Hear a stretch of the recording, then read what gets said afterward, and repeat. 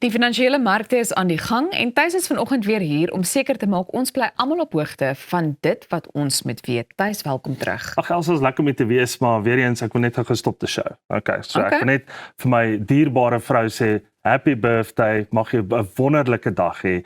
Ek het jou klaar begin bederf en natuurlik ek kan nie wag vir die naweek. Ek het vir jou 'n reuse persent reg gekry. Okay, nou kan ons aan. Baie geluk van my kant af ook, Odette. Mag dit 'n baie goeie nuwe lewensjaar wees en mag Thys jou eenvoudig net bederf. Dis sy. Nee, daar sy. Nou het ons daai ons kan dit maar afmerk, daar sy. Dis sy. Ek skoon verlig. Goed, Thys, as jy na die volgende 5 jaar kyk, watter bedryf het volgens jou die grootste beleggingspotensiaal? Ja, also ek dink is baie interessant want baie mense vra jou daai vraag op 'n daaglikse basis juis om te sê maar waar is die beste plek om nou te belê of wanneer moet ek begin belê en natuurlik daai groot vraag waarin moet ek belê?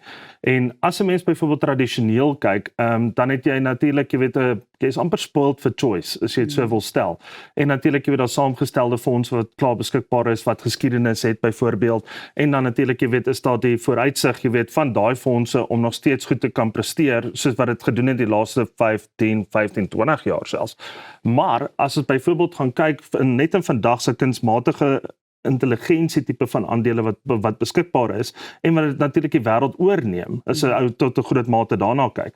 Is daar geen rede hoekom jy nie byvoorbeeld nou moet begin anders te kyk na aandele portefeulje nie. En as jy byvoorbeeld dan daarna gaan kyk jy na tegnologiese tipe van aandele wat meer swaar gewig in jou portefeulje moet dra, saam met natuurlik energieaandele want hierdie tegnologiese aandele vir wat saam gebruik baie energie as 'n mens daarna gaan kyk. En natuurlik as jy daarna weer gaan kyk mynbou, want hierdie goeders byvoorbeeld soos energieopwekkings en hernubare energie, dit vat weer baie koper en alle addisionele tipe van goedere ook. En dan natuurlik gesondheid, want dit is maar net een van daai goeders en dan kuberveiligheid tipe van aandele want daai goeders moet beskerm word. So dink bietjie so daaraan. Jy weet so daar's ietsie wat op pad is. Goed, waarom is iets soos kunsmatige intelligensie deesdae op almal se lippe wanneer beleggings oorweeg word? Ek dink as 'n mens jy gaan kyk, vra mense jou, maar hoe belê ek byvoorbeeld in ChatGPT of hoe belê ek byvoorbeeld in Grok of hoe belê ek byvoorbeeld in daai intelligensie of wat se applikasie ook al beskikbaar is in die laaste tyd. En ek dink as 'n mens weer eens gaan kyk is amper soos daai bubble wat opgekom het toe kripto destyds wat saam die tafel geslaan het. En byvoorbeeld maar as mense gaan kyk hierdie tipe van AI aandele word die heeltyd, dit evolve die heeltyd. So met ander woorde dit groei die heeltyd. So daar's die heeltyd 'n verskil wat aankom. En natuurlik die aanvraag raak al hoe meer. En hoe meer aanvraag raak, hoe meer basies dryf vir die prys. As ons so daarna gaan kyk. So die grootste deel van kunsmatige intelligensie tipe van aandele is jy moet dit in jou portefeulje hê, maar watter sit jy in jou portefeulje? Ek dink dit is 'n baie goeie vraag. Net voordat ons ook daarby uitkom, wil ek vir jou vra, jy weet jy verwys nou na die feit dat dit so konstant ontwikkel, maar dink jy dit is maklik vir mense om so by te bly met daai ontwikkeling? Ek dink dit is nie en ek dink dit is baie kere ook gevaarlik want baie kere as jy gaan kyk, veral as jy byvoorbeeld ChatGPT gebruik of Grok of wat se ene jy ook al gebruik, jy weet om byvoorbeeld dan maar jou kom ons sê jou navorsing te doen boonbehalwe Google, is baie keer om sensitief te wees die tipe van inligting wat jy met hom meedeel, want omdat daai stelsel word ook slimmer soos wat jy hom voer. En natuurlik jy weet hy het nie al die antwoorde nie, maar as hy soos wat hy antwoorde kry en intelligensie wat vir hom gedeel word, basies word dit deel van die groter, kom ons sê net maar ruim. Jy weet dat daar's 'n mooi woord vir dit, die wolke, wat het ek al geskryf, wolke, kom ons sê maar die cloud. Okay, maar ek het dit daar neergeskryf. Ek kan nie sien wat daar staan nie. Dalk het jy daar geskryf die wolkeraamwerk of die wolke kuberruim of so. So iets, ja. Nou Thys, watter internasionale maatskappye staan op die oomblik uit? Is dit maar die voorbeelde waarna jy nou verwys het? Ja, as ons byvoorbeeld gaan kyk na Nvidia, Microsoft, Alphabet is nog steeds daar buite en natuurlik Amazon. As ons gaan kyk na daai groot 4, is dit nogal iets wat uitstaan en dit is eintlik die tipe van groot 4 wat al hierdie intelligensie aandele of kom ons sê net maar brands of kom ons sê net maar applikasies basies jy weet voorskryf en ontwikkel, is dit baie belangrik om in daai tipe van aandele te gaan inbelê in plaas van byvoorbeeld 'n aandeel waarvan jy dalk glad nie weet nie. En baie kere dink ek ook ja, mense moet ook nou begin uitkyk vir tipe van scams wat ook kan uitkom. Jy weet, laat ou net jouself vermy om nie in daai tipe van aandele in te gaan wat dalk voorgee hulle is die volgende generasie, kom ons sê Microsoft of Alphabet of wat ook al die geval mag wees. Nou, jy het nou verwys na die feit dat jy weet iets soos kunsmatige intelligensie baie energie gebruik of elektrisiteit dan nou ook om meer spesifiek te wees. Beteken dit dat energie een van die grootste groeisektore in die toekoms gaan word? Ja, en ek dink ja, as mense gaan kyk byvoorbeeld in Suid-Afrika is dit 'n algemene voorbeeld om te sien hoe 'n ekonomie basies nie groei as gevolg van volhoubare energie nie. En ek dink ja dit gaan op dieselfde neerkom wêreldwyd. Want jy kan al hierdie tipe van ontwikkeling hê en dan praat ons dan nie eers van elektriese voertuie, groen kragenergie en alles waartoe die wêreld op pad is. Jy weet om gas te kan uitsny, olie te kan uitsny tot 'n groot mate, steenkool en 'n klompie ander dinge.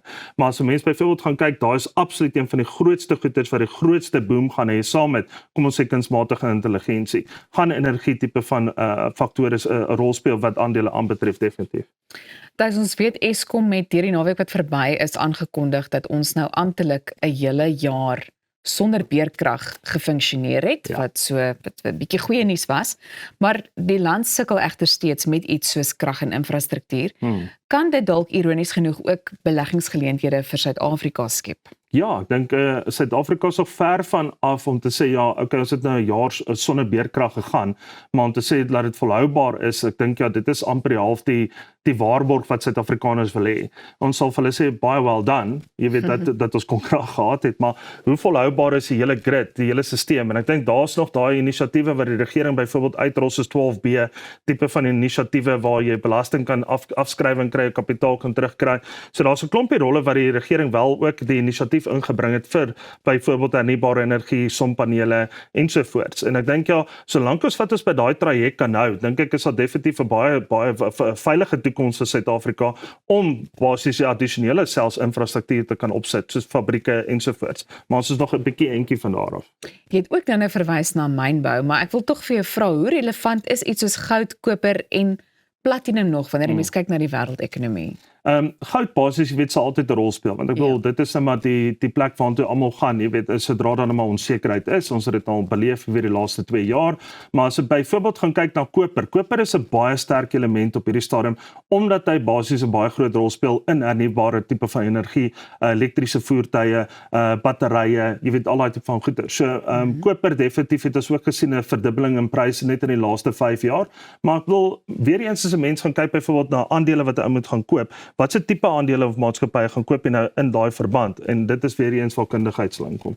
Laaste gedagte van jou kant af. Ek dink as 'n mens gaan kyk, jy weet veral vir die volgende 5 tot 10 jaar is, gaan koop eerder 'n indeks tipe van fonds. Okay, gaan in plaas van wat jy 'n spesifieke aandeel gaan koop. So gaan koop 'n indeksfonds byvoorbeeld wat die koperprys monitor of die goudprys monitor of wat platinum monitor of wat 'n kunsmatige intelligensie monitor. So met ander woorde, jy gaan dan byvoorbeeld, jy kry die beste van alles, van al die aandele in daai kategorie en jy kry basies weer daai traject van stabiliteit en by basiese groei in plaas van om 1 of 2 aandele te kies.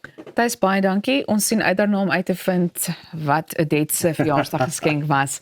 Goed, bly ingeskakel. Net hierna deel ons so 'n bietjie nuwe talent. Jy kyk na Goeiemôre Good Morning, maak ook seker jy gaan volg ons op al ons sosiale media platforms. Ons kuier net hierna verder.